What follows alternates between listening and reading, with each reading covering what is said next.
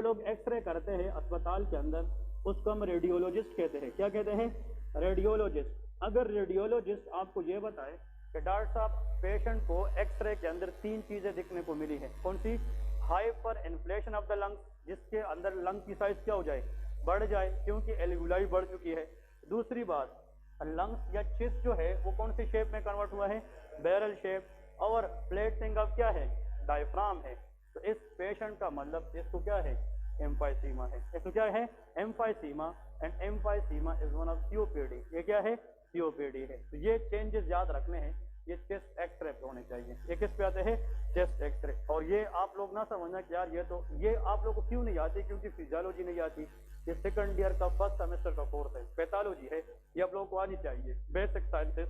तो इसमें ये 3 चेंजेस आनी चाहिए। कल को अस्पताल में जाएंगे, आपसे वैसे सर पूछेगा what you look in the chest x-ray for emphysema patient, तो sir hyper inflated lungs, number 2 barrel shaped chest and flattening of the diaphragm। ये 3 चीजें जब भी आ जाए इसका मतलब कि लंग्स के साइज बढ़ चुके हैं, अब वो दोबारा इलास्टिक रिक्वायर नहीं कर रही, तो उस कंडीशन को क्या कहते हैं?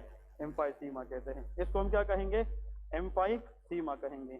तो ये पॉइंट लेके और आखिर में लेके एबीजीज करते हैं। लास्ट क्या करते हैं? ABGs. What is ABGs?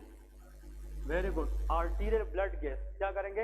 Arterial blood gas, जिसमें हम स्पेशली पीएच को देखते हैं। किस चीज को? PH stand for power of hydrogen ion. ठीक है, याद रखें, ये एक ट्रिक बता रहा हूं जो पूरी एमबीबीएस लाइफ में हेल्प करेगी if someone want to take it serious.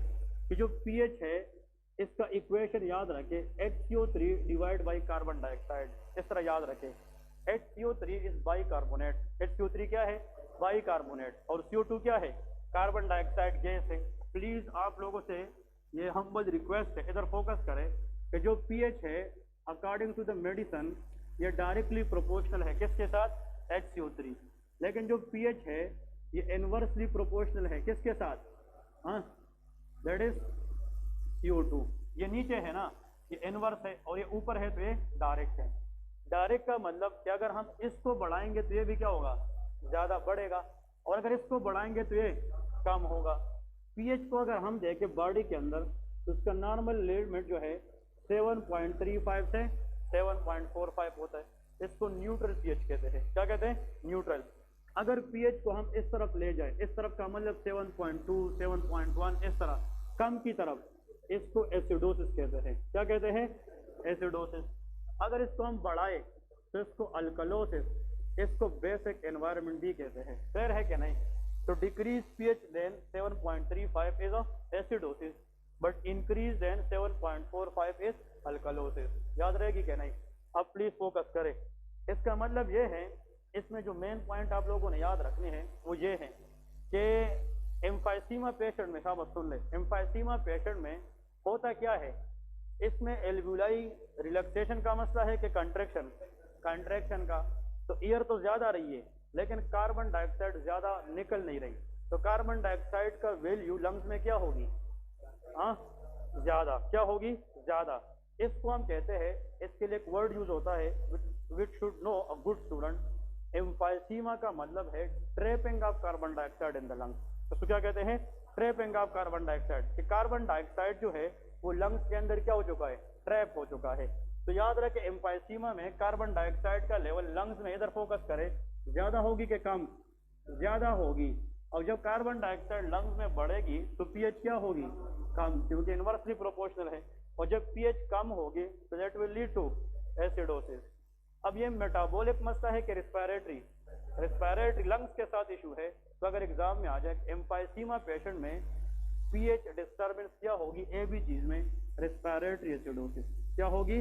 Respiratory. अब समझ गए कि नहीं? यहाँ पे एसिडोसिस क्यों हुआ है? क्या बात, वजह क्या है? वजह यह है कि एम्फाइसीमा में लंग्स के अंदर कार्बन डाइऑक्साइड रिटेंशन ज्यादा होगी। तो we know that carbon dioxide inversely proportional to the pH, और जब कार्बन डाइऑक्साइड बढ़ेगी तो पीएच क्या हो जाएगी? वो कम हो जाएगी।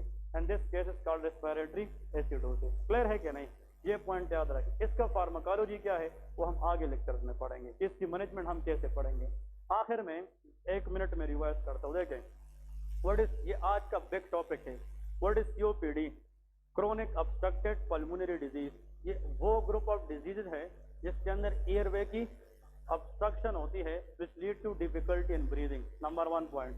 सीओपीडी में दो मेन कंडीशन है, chronic bronchitis and emphysema. Very good.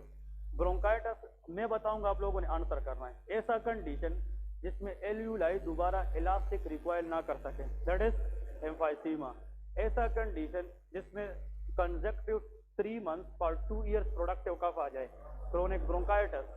ऐसा कंडीशन जो अल्फा 1 एंटीट्रिप्सिन डेफिशिएंसी से हो जाए, एम्फाइसीमा।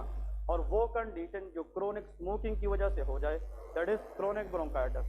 ऐसा सीओपीडी कंडीशन जो हार्ट फेलियर करा सके, क्रोनिक ब्रोंकाइटिस। ऐसा कंडीशन जिसमें कार्पल्मोनियल हो जाए, क्रोनिक ब्रोंकाइटिस। क्रोनिक ब्रोंकाइटिस की वजह से अगर हार्ट फेलियर हो जाता है राइट साइड की, तो उसको कार्पल्मोनियल कहते हैं। क्लियर है? ऐसा कंडीशन जिसमें जनाब चेस्ट जो है बैरल शेप्ड हो जाता है, एम्फाइसीमा। ऐसा कंडीशन जिसमें फ्लैटनिंग ऑफ द डायफ्राम होता है, दैट इज एम्फाइसीमा। और ऐसा कंडीशन जिसमें FeV1 रेशो कम हो जाती है, दैट इज क्रोनिक ब्रोंकाइटिस। क्योंकि ब्रोंकाइटिस में ऑब्स्ट्रक्शन होता है तो फोर्सफुल एक्सपिरेशन वॉल्यूम क्या होगी, वो डिक्रीज होगी। ये क्रोनिक ब्रोंकाइटिस शो करता है और ये तीन चीजें एम्फाइसीमा शो करता है। क्लियर है कि नहीं? और इसके बाद याद रखें कि अगर एम्फाइसीमा पेशेंट में हम आर्टीरियल ब्लड गैसेस करें, ABGs करें, तो उसका pH डिक्रीज होगा। क्योंकि लंग्स के अंदर किस चीज की रिटेंशन हुई है, कार्बन डाइऑक्साइड। और जब कार्बन डाइऑक्साइड बढ़ेगी वे इनवर्सली प्रोपोर्शनल है pH के साथ, तो increase carbon dioxide will decrease the pH। This condition is respiratory acidosis.